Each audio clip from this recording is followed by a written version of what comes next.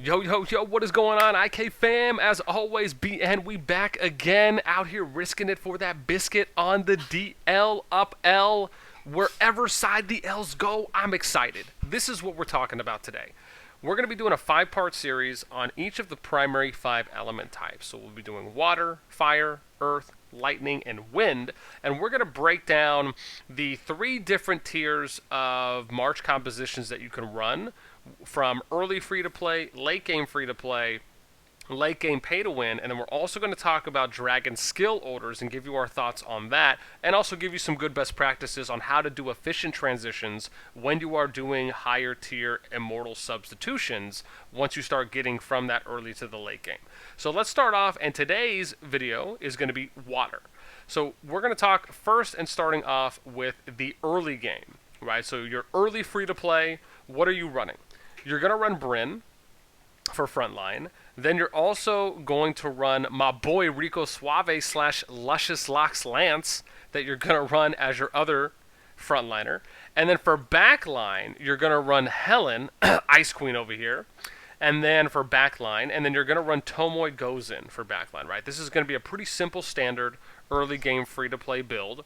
And then late game free-to-play, you're going to transition. So you're going to swap out Tomoe, you're also going to swap out Lance, and you're going to replace them with Herald for frontline, which is going to be in place of Lance, and then Yoshi, or Yoshitsune, for backline, which is going to replace Tomoe. Now, the easy way to go about doing this is utilizing your Alchemy Lab. So what you would usually do here, and you can see that I've already done a reborn. I did this on Helen for water specifically because I replaced Helen with Yoshitsune. I have to wait 2 days and 12 hours, and again, 5, 6, 7 days, give or take on how much you've leveled them, right? You might have to wait a little bit of a little while before you can reborn another. Then eventually I'll reborn Lance, right? I'll get my XP scrolls back, I'll get these shards that I've invested into them, the gold, and then my Well of Time materials. And then all I did was just reinvest everything I got from Helen into Herald, right? And I was still able to get him to 32 before I just leveled him up to 33.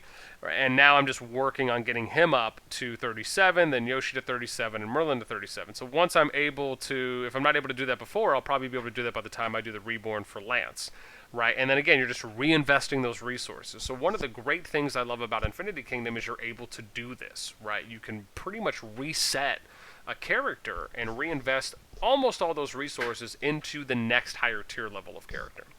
Now let's talk about late game pay to win. So late game pay to win is going to be Merlin for your backline, which in order to get Merlin you just have to spend $1 or more, but $1 minimum. You're going to be running, let me see here, let's go with other backline. So other backline, these are flex picks. So you can do Yoshitsune, or you can do, as I have to scroll down now to find, let's see here, or you can do Dido, right? Now, Dido is going to be an interesting choice because, again, I know that I know some of the higher spenders are still waiting to max Dido. I'm not sure if anyone has maxed her yet, but there's just a little play testing that's needed, and for a few reasons. One, because, right, the Frost Armor for all allies for 9 seconds. Frost Armor increases physical defense 600, but it goes all the way up to 2,000. For target's level, and has a 25% of inflicting chill on the attacker when receiving a normal attack. So basically Dido and Merlin is just a better version of Helen for being able to proc Merlin's skill, which again, if we go to the top, this is why chill is pretty important, because if you look at his skill, it says if the target has been chilled, this damage is increased by 50%. So at max level, where instead of doing 520, you're doing, what's that, 260, so you're doing 780, potentially. Right? Again, that's only if any targets are chilled by the time he activates his skill. So again, Dido has the opportunity to do that, along with what you saw on the other part, which is inflicting granting all allies a frost armor, right? And then also reducing their attack speed, right? 25% of inflicting chill on the attacker when receiving a normal attack, reducing their attack speed by 6%. For 6 seconds, right? And this goes up to 20%, which again is a decent amount when you get her at max level. So not only do you get so it's really a 3-stage that you get with Dido, right? You get the all ally armor for 9 seconds, which is kind of similar to Charles' skill on Earth, which again does grant a shield to all your units. And then you also get the 25% chill, which procs with Merlin better than Helen's 8%. And then you also get the attack speed reduction chances as well, right, from the normal attack, or from chill, on a normal attack. So again, that's why Dido and Yoshi, right, if you look at Yoshi's skill, you'll see, let's not click on legendary things. So Yoshi here with Skyfeather, right? Again, 410, shoots 3 arrows in a row, with each arrow inflicting physical damage to a random enemy unit. If the target is less than 50% troops, his damage is increased by 50%. So again, arguably, you're dishing out, right? I don't want to, it's not 1230% damage, but you're doing 410 per, with the option of possibly doing 615. Right, which would be double, and maybe you might get that one time, or if you can hit Yoshi's skill twice in a fight, then yeah, you're probably more likely to hit that on the second skill proc or on his third arrow, depending on when it's activated, and obviously if there's more damage that's inflicted prior to his skill going off, to where you might even be able to proc the additional 50% damage. So again, right, Yoshi, a little bit more burst in that sense, right, because there's still a high chance of him doing 2 shots on 1 immortal, or just doing all 3. Again, less likely of doing 3 on 1. So again, you're getting a little bit more burst damage from Yoshi and AoE than you are from Dido, who's a little bit more kind of defensive and kind of more skill support procking that you're getting, along with a little bit of that CC control. So again, right, it just depends on what you want to run. I still think Yoshi, for the most part, is still pretty much like just an easy go-to staple if you want to run Yoshi. Also, just because he's free to play, you don't have to invest a lot of money, right? Dido, I think, looks good on paper, but still just needs a little bit more testing until we hear from more people that have been running her, and seeing what kind of lineups and basically what kind of matchup trades that they've been seeing as far as from some of the battle reports. And then you're going to do Atila. Right, so Atila is going to cost you $6, and the way that you would go about getting Atila is you would go here to daily deals. You would buy one of these each, and you see the mystery pearls here at the top. Right, $1, $2, $3, $6. You get 20 mystery pearls. You go here and you click on redeem, and then you'll see here for the Epic Immortal Selection chest, and then you just buy this for 20. You unlock Atila because it only costs 60 to unlock, and then you're good to go.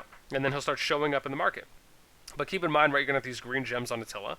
Now, if you already have used this chest, then you just have to do 3 days of purchases to unlock Atila. Right, 20, get you 20 shards, 20 times 3 is 60. So that means that you have to invest $18 if you already have used the Epic Selection chest.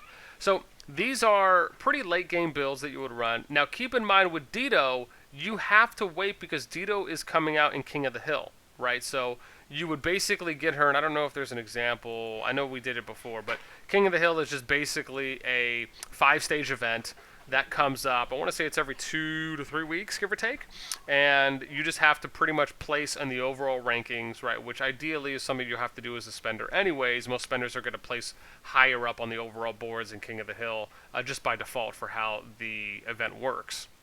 So again, you have to do a little bit of work and effort if you want to get Dido shards, right? And then after you do the unlock, right, then you'll start being able to get them from the daily deals, right? Is where they'll pop. So then you'll see an option there. Let me see if there's an example of like someone else that's here. There's not.